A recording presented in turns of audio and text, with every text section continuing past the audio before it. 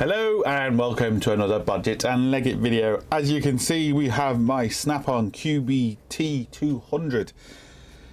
It's a battery tester. I have done a review on it, but I was using it the other day and it went poof. Loads of smoke came out, made like a banging kind of noise, and yeah, just stopped. So I then decided to open it up, and I've seen a few components it's blown. Like, I'm not really an expert when it comes to this sort of stuff, but with a bit of research, a bit of common sense, hopefully we should be able to fix it. What I did notice is whoever had this before me had left the batteries in way too long, and they kind of, all the acid came out. This is obviously just destroyed, as you can see. They've tried to do some sort of cheap repair on it here, which is no good. Some of the board, a lot of the solder joints I had to redo because the acid kind of dripped on them, so we repaired all them. Hopefully that's okay. And essentially what's happened is we got one of these really low resistors, and I don't know if you can see that at the camera zoom in. That's just completely and utterly popped, and it should look like this one right there. That's where it was, and that's what it should look like. And then we have two MOSFETs, one on each side here. The one goes there and the other one goes there. This MOSFET controls this little chip and vice versa. Now, one MOSFET was gone. All I've done is put a continuity test between the two pins and it lit up, and the other one didn't. I'm going to replace both of them. I'm also going to replace both of these just because, well, you might as well. Yeah, that's what I actually noticed initially. Then we got these indicator lamps, or VCCT lamps, and essentially what they are, they just allow kind of current spikes to go across, I believe. We have one here and one here. This one, these didn't particularly blow, but because this one blew, it cracked the glass on this one. So again, I'm going to replace them both just because, well, why not? We're also going to put a new lead on it, obviously with the new battery holder. So everything's going to be new, and let's see if it works. Now, I desoldered everything. There's no point me showing you soldering stuff or desoldering stuff because that's quite boring. So what I am going to do, I'm going to take off this chip here, and then we're going to solder everything back on, and hopefully put it in, it turns on, it works, it doesn't blow up, and I have my battery charger back, or my battery tester back. Or what could happen is we could do all this and it could still blow up because there could still be something wrong in here somewhere. I'm hoping that's not the case, but I don't know. So there's only one way to find out, and that's to do it. Now, if you are going to do something like this, what I suggest you do is buy more than you need. So in other words, if you just need two components, buy 4 of them, buy 6 of them, just in case. They're very cheap, so they're not expensive, and it's just easier. All right, the part number for these little fellas, I just get that camera to focus, you can actually see that, but it is WRS2R0500FEA. It's a 2 watt 0.05 ohms, so that's what they are. So what I'm going to do is just desolder this one, and again I'll try. It's going to be quite difficult. It's quite difficult to do this when filming because you tend to get in the way. I've got a desolder. There's a few ways of desoldering. You can use a sucker like this, or you can actually use desoldering wire, which sucks the solder away. They're both the same thing, just different ways of doing it. So I'm just hopefully not going to get in the way of this, but you don't really need to see this. It's just desoldering, quite boring.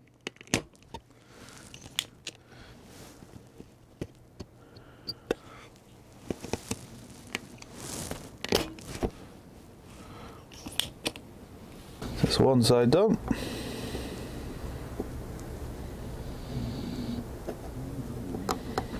Oh, it's actually called soldering wick, not soldering wire.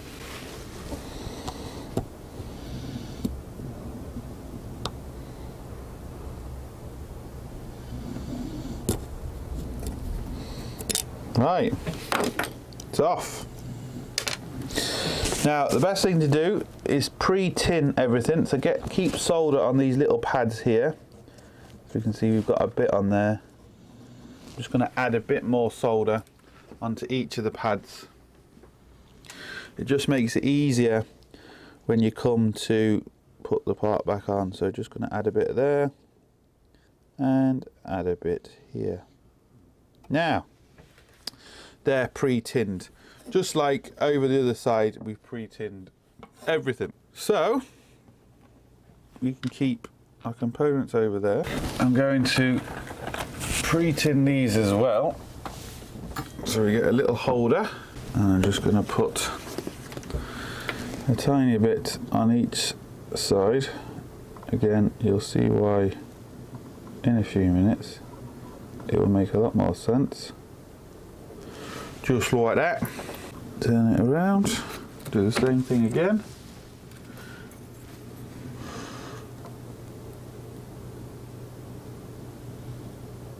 Now there we go, so that's tinned. And the reason why you tin everything is, so when I come to put this back, all I need to do is place it down, and with something like this you can hold it with your actual finger. Now I know I might get in the way of the camera here, but all I've got to do then is touch the two bits of solder. They will melt and melt together, and that is soldered in. That's one end.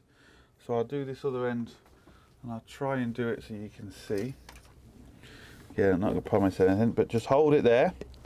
So you can see I'm just holding it. Touch the solder, let the solder melt, and there we go. That is soldered in.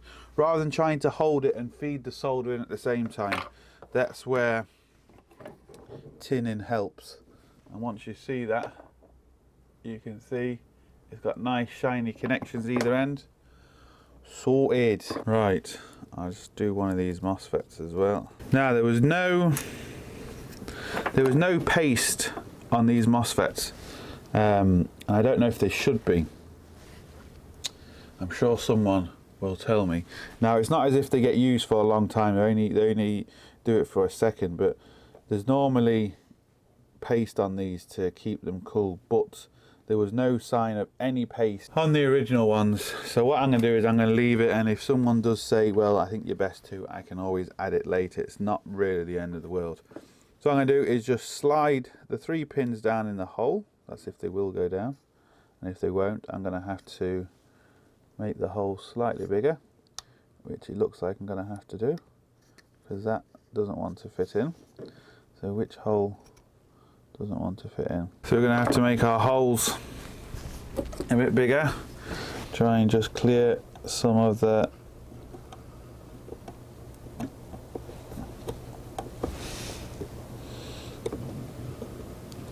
solder away from the hole. That's all we've got to do.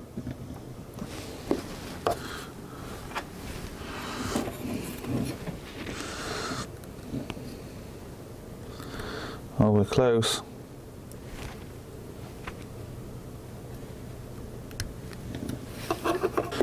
Right, all I've got is a little drill bit, and I'm just doing it by hand, just cleaning off some of the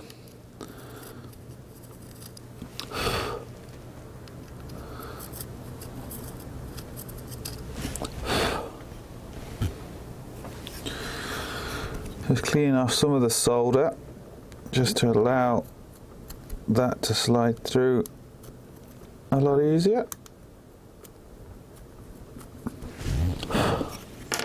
See if we can suck any more out of here.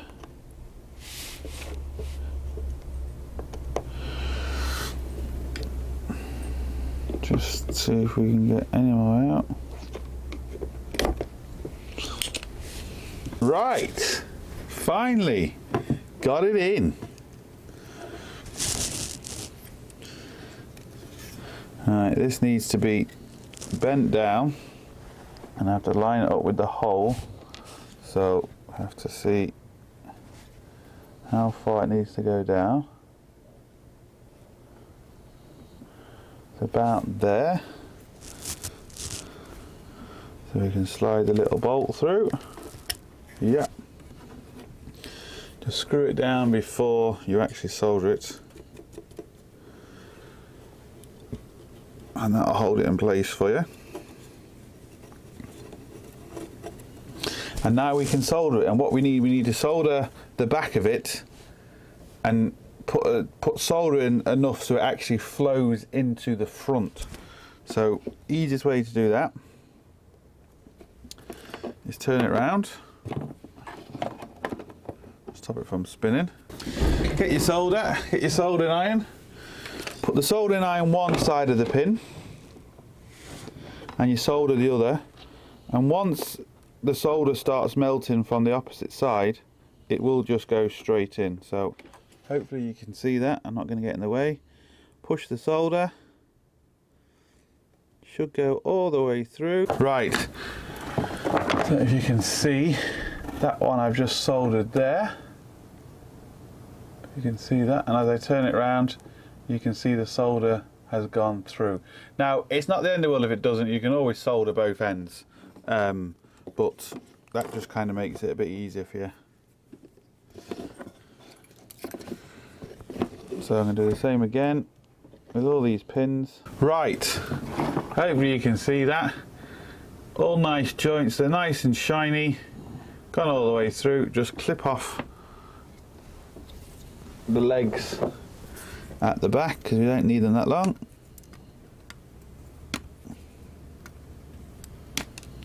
Right, I'm going to do the same again with this, and well, I'm going to basically do the same, exactly the same with these two chips, and then I'm going to put the old lamps, the two lamps, one here and one here.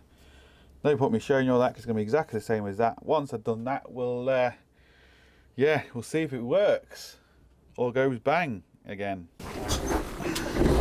Right, we are done. I've also put some hot snot, just like it was the way it originally was. I just peeled all that off, you didn't see it. But I've put a bit more on it just to make sure, you know, nothing touches or anything like that. So that's all down. Screwed the board down into the plastic. I've also put this connection on. So all I've got to do now is put the lid on. But before I do that, we've got to connect this connection here. This tells us whether our battery is good, bad, or indifferent. Now I've got to get that in there like that. Squeeze that down. That is now together. Put the screws in. Screw it down, so just in case it does blow up, it's going to be contained in itself again. I don't know. I've obviously repaired the parts that were physically blown, but there could have been, or there could be something else in here that's caused them parts to blow. Or it could have just been the fact that all the kind of acid that was around from the batteries that I've cleaned off maybe had something to do with it. I honestly don't know. But this is kind of the first test. Even though it's not switched on, I'm going to put this on and see if anything happens. Oh, no, we're okay.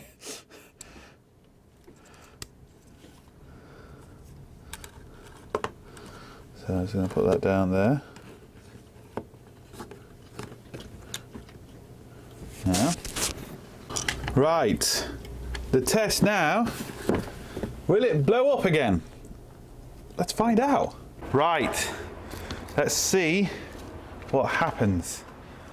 This is not the best feeling in the world because I really don't know what's going to happen. I'm going to get a good connection on the battery.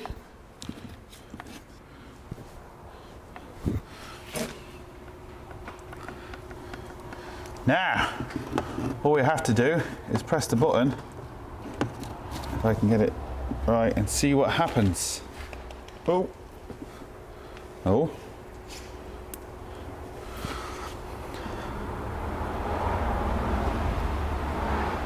It works! It works!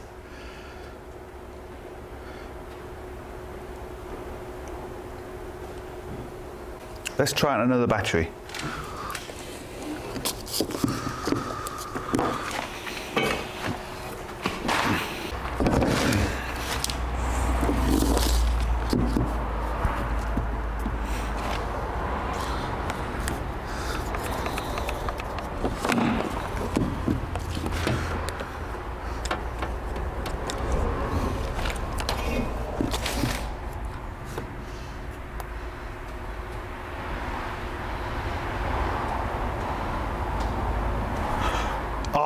is a result.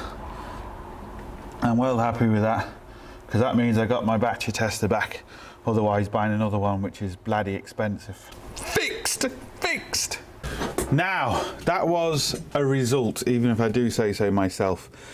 Bit of research, a bit of help from forums and stuff. I got the right components, I put them in, and it worked. So if you do see one of these online, quite cheap, and it says it's not working, there's a chance it could just be them. And I didn't actually go through the parts I used properly. This was the resistor. I've already done that part number, but we'll just do it again. Is WSR2R0500FEA. Then we've got the MOSFETs, which are IFP064NPPF. That's the part number for that. And then the part number for this VCC lamp is 060-A1C. So they're the parts I used. I also got these off eBay as well. This plastic thing here, the part number is BT03751, and then I don't have any part numbers for these, but these are just the 9-volt battery connections. One's with the hard top, the plastic top, rather than the soft top. That's the only difference there, and that fixed it. Now, I don't know whether it was just because of, like I said, the person left the batteries in too long, or what, or this part just failed, because they do fail. The downside to it is the parts did cost me €50, but I can fix this. If this happens again, I can fix this about 20 times, if not more. You can just buy one individual part, but you pay the postage. It's just pointless. You might as well get a good few of them, so if anything does happen, you can fix it again. That's the way I do it. I always like to have spares, but you can just buy a couple, and if you buy a couple, you could literally fix this for under maybe 5-6 quid, so somewhere like that. It really is in a couple of hours. It really was a cheap fix, considering the price of this unit still, and the price of battery testers. And the thing about this one is it's just really handy. It's quick. You just push the button and it says straight away. The first test we did, it was telling us the battery was good, it just needs charging. The second battery we did, it just says it's good. So I know it's working because I've got 2 different results from 2 different batteries, so I know we're good. So that's really it. So look, hope it helps. Thumbs up, subscribe and all that. Don't forget, check out all our links down below for GoFundMe project and our website and our forum, Facebook, Instagram and all that. But most importantly, don't forget, get your hands dirty. See you for the next one.